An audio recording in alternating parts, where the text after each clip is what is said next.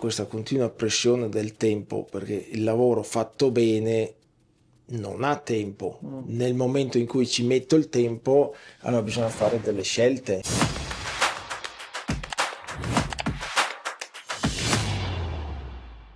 Benvenuti a un nuovo episodio di Artigiani Ritorno al Futuro, il podcast di CNA Veneto. Io sono qui con Herman Sala, titolare di Falegnameria Herman. Buongiorno Herman. Buongiorno a voi, buongiorno a tutti. La vostra, anzi la tua, è un'attività ultra tradizionale che però è sempre nuova, sempre diversa e si deve adattare naturalmente alle esigenze del mercato attuale. Raccontaci un po' la tua azienda, quando è nata e cosa fate nello specifico. La mia azienda, o meglio, la nostra azienda, visto che comunque la condivido con mia moglie, è nata nel 2004. L'anno scorso abbiamo festeggiato i 20 anni di attività.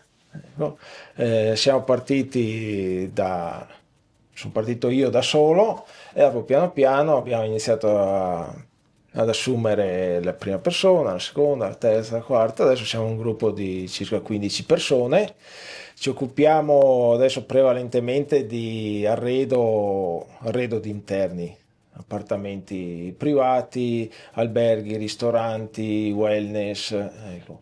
Comunque tutto quello che è all'interno. All'inizio siamo partiti come una falegnameria artigiana che, come faceva una volta il falegname, si occupava di tutto, quindi dagli interni agli esterni, le scale, porte, serramenti, e dopo piano piano ci siamo specializzati solo negli interni, ecco. E negli anni abbiamo anche supportato, diciamo, la nostra attività e quindi anche il servizio verso i clienti con uno studio di progettazione, cui interno abbiamo due disegnatori e quindi riusciamo a dare il pacchetto intero chiave in mano per quanto riguarda l'arredo. Ma tu hai nominato appunto i vostri clienti. Chi è il cliente tipo di Falegnameria Herman? Cosa cerca un cliente che viene da voi? Diciamo la maggior parte sono persone che diciamo hanno voglia di creare, di fare, di sviluppare quel sogno che magari avevano nel cassetto da un po' di tempo, ecco, quindi magari avere la loro casetta fatta su misura, il loro appartamento con il loro stile. Cercano chiaramente anche qualcuno che sappia coniugare le loro idee, le loro, diciamo, desiderata a quella che dopo sarà proprio la realtà. Non ultimo, negli ultimi anni sono attenti anche a quello che è un po' diciamo, il green. Però quindi immagino ci sia anche una forte personalizzazione dei prodotti a seconda delle esigenze dei singoli clienti. Sì, beh, la personalizzazione da parte nostra è massima, nel senso che noi comunque produciamo, ecco, produciamo gli arredi, produciamo quello che andiamo a progettare e quindi avendo in mano anche il saper fare riusciamo ad accontentare più o meno qualsiasi esigenza, quasi. Prima hai parlato anche di benessere oltre che di appunto personalizzazione e quindi lavorate anche in questa direzione. Sì, siamo per natura o anche un po' per, diciamo, educazione familiare sempre propensi a quello che è il benessere, o meglio, la naturalità delle cose. Ecco, e quindi abbiamo portato anche all'interno dei nostri prodotti, dei nostri arredi. Quindi un prodotto che non si limita a essere estetico o funzionale, ma che si inserisce proprio all'interno di una dinamica di benessere del singolo cliente a 360 gradi, se ho capito bene. Esatto, sì, proprio così. E quali sono le sfide di questo mercato oggi? Perché immagino che non sia semplice restare nel mercato al passo coi tempi con una proposta anche così particolare. Ma è vero, sì, le sfide al giorno d'oggi sono tante. È altrettanto vero che anche le possibilità sono tante, se non immense. Ecco, quindi rispetto a qualche anno fa, al giorno d'oggi in realtà diciamo che è quasi più facile riuscire a gestire o diversi mercati o entrare in diversi mercati attraverso chiaramente la pubblicità, il web. Ecco, quindi è vero, ci troviamo davanti a delle sfide importanti dovute alla prima, cioè, globalizzazione, dopo tutti i problemi che conosciamo fra Covid, guerre, questo e quello. è altrettanto vero che tutti questi cambiamenti non sempre sono negativi, anzi portano anche tante cose positive che se l'imprenditore, l'artigiano, il falegname così riesce a cogliere, in questo momento ha delle, come posso dire, delle opportunità, non dico più semplici rispetto a una volta, ma sì, forse più semplici da raggiungere, ecco. In questo caso, quindi, credo che l'innovazione giochi un ruolo determinante, cioè siete attivi da 21 anni, penso che sia cambiato molto il modo di lavorare da 21 anni fa a oggi. Quanto investite voi in innovazione e quanto importante è l'innovazione per questo lavoro nello specifico? Ma l'innovazione è alla base della nostra attività, come di tante altre chiaramente. Ecco, l'innovazione vuol dire stare al passo coi tempi, innovarsi sia tecnologicamente, quindi con macchinari avanzati, con macchinari con Industria 4.0, adesso c'è il 5.0, con l'intelligenza artificiale, innovarsi e anche riuscire a cambiare i propri metodi di lavoro affinché essi siano più sostenibili, più rivolti alla persona e rivolti alla persona non solo come cliente, ma anche i nostri collaboratori.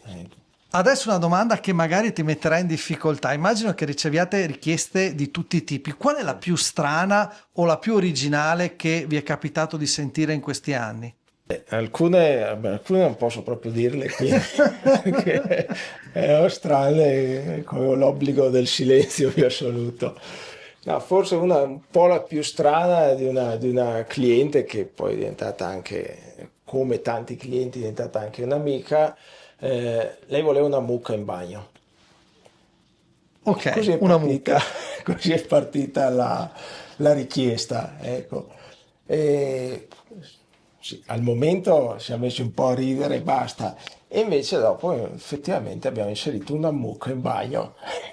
Quindi in realtà una fotografia grande come me, ecco, della mucca e quando apri la porta del bagno si accende la mucca e si accende la luce e la mucca fa mu. Ecco. Eccezionale. E invece un consiglio da dare a un ragazzo che oggi vuole iniziare questo percorso, che crede anche nei valori e nell'idea di dire faccio l'artigiano, inizio e voglio aprirmi la mia attività, che consiglio gli daresti? Consiglio spassionato che posso dare a chiunque voglia intraprendere un'attività comunque lavorativa, artigiano, è di avere una conoscenza o una, diciamo, un'istruzione trasversale, nel senso di imparare di tutto. Ecco. Non è sempre vero che bisogna avere sempre una formazione lineare, nel senso voglio fare il falegname, faccio scuola falegname e dopo il falegname e basta.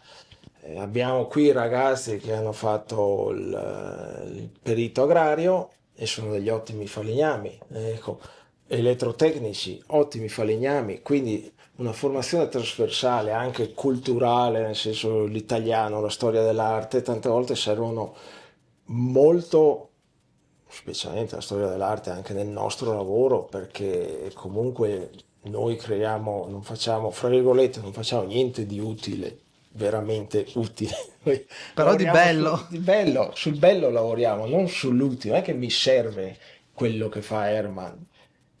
Mi piace, ecco, quindi dobbiamo lavorare più sul bello e quindi per lavorare sul bello bisogna conoscere l'arte, bisogna conoscere anche comunque anche l'italiano, tutti i poeti, eccetera. Vuol dire avere una cultura globale anche per potersi confrontare con clienti che generalmente diciamo che hanno anch'essi una cultura diciamo di un certo livello, ecco, e quindi anche l'artigiano, la persona che deve comunque avere a che fare con queste persone deve riuscire a, come posso dire, a portare avanti, a colloquiare anche con argomenti che vanno al di fuori del proprio lavoro, per quello che una cultura, diciamo, generale, a mio parere, è molto importante in questo lavoro, anche negli altri, se si vuole, diciamo, lavorare, diciamo, in tutto il mondo, ecco, sì.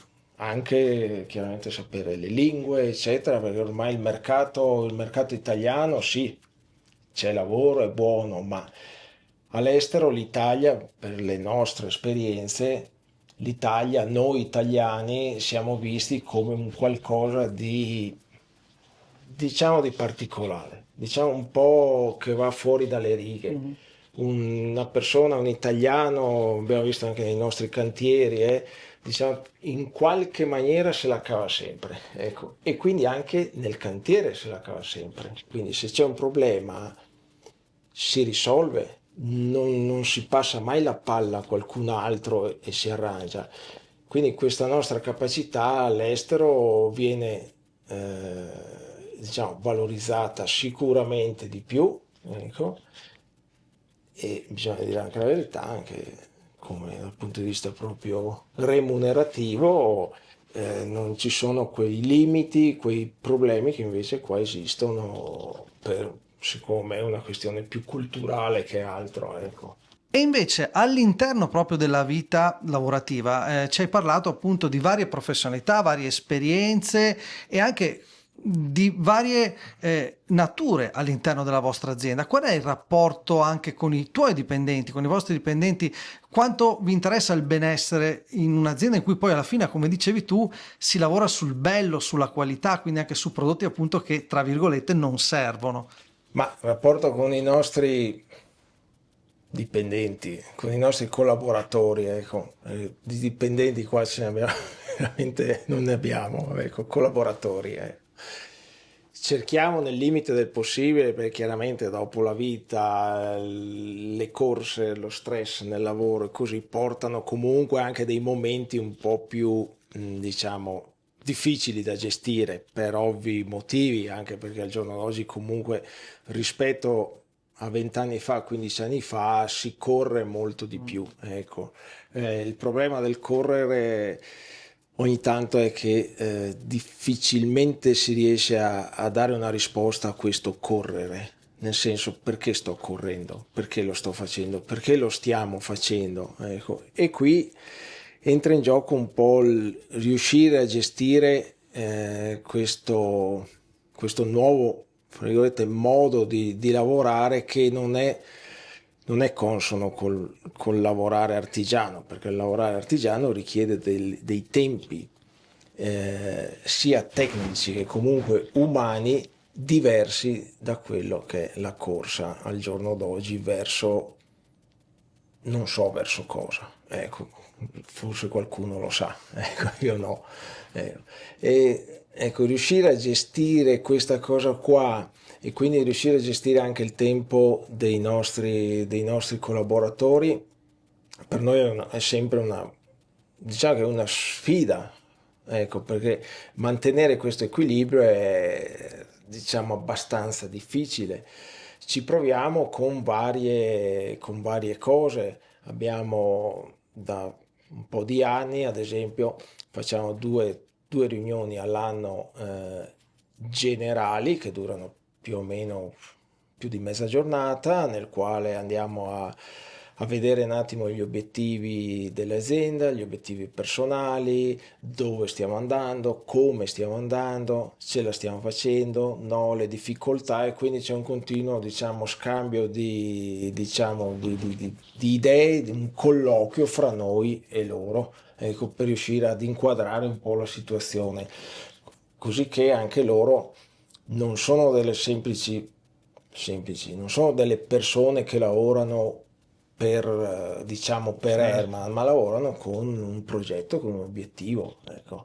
E questa è una cosa, ogni lunedì, sempre la mattina, facciamo sempre la riunione, sempre per riuscire a, diciamo, eh, inquadrare bene la settimana, chi fa cosa, come, se qualcuno ha qualche, diciamo, intoppo durante la settimana, allora si cerca di spostare le persone, così, quindi c'è un continuo lavoro di, diciamo, collaborazione fra noi, loro, noi, ecco, per riuscire appunto a gestire questo modo nuovo di lavorare, nuovo per noi artigiani, perché ecco, è difficile per noi comunque riuscire a sopportare non i carichi di lavoro, però questa continua pressione del tempo, perché il lavoro fatto bene non ha tempo. Nel momento in cui ci metto il tempo,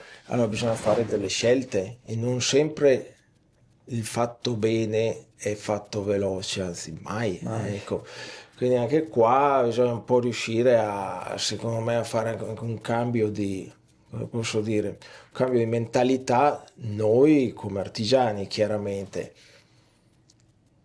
Negli anni cerchiamo di fare anche questi ragionamenti con i nostri clienti che dopo diventano tante volte anche amici, eh, per far capire che comunque questo continuo correre verso una meta che nessuno conosce in realtà, almeno io sicuramente no, ecco, porta piano piano anche a stancare le persone, quindi la carenza di personale che noi soffriamo in questo momento qua, noi in generale, non noi ma noi in generale, qualsiasi attività, secondo me dovrebbe essere presa anche in carico da quella che è la società. La società siamo noi imprenditori, sono i dipendenti, sono qualunque persona che fa parte della società.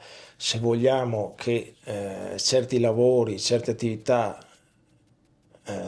vengano trasmesse negli anni, e quindi se vogliamo avere un buon falegname in idraulico, un buon avvocato fra 10 anni, come società dobbiamo coltivarlo. Ecco, se invece fra virgolette stufiamo tutte le persone con la velocità e basta, le conseguenze che stiamo già pagando adesso secondo me saranno ancora più importanti di quello che soffriamo adesso, perché sì, se una persona continua, come posso dire, è come il cavallo, se continua a bastonarlo, sì, lui corre per un po', ma dopo un po' di anni che continua a sbastonarlo è finito, non è un animale, è finito. Quindi Chiaro. è un esempio un po' brutto come, però No, forse però fa sicuramente la capire, frenesia attuale è un limite alla qualità è un e del limite. lavoro e anche della vita, che è un aspetto sempre più importante. Io non posso far altro che ringraziare Herman Sala e vi do appuntamento al prossimo episodio di Artigiani Ritorno al Futuro, il podcast di CNA Veneto. Ti è piaciuta la puntata? Allora iscriviti al canale di CNA Veneto, lascia un commento e seguici sui social.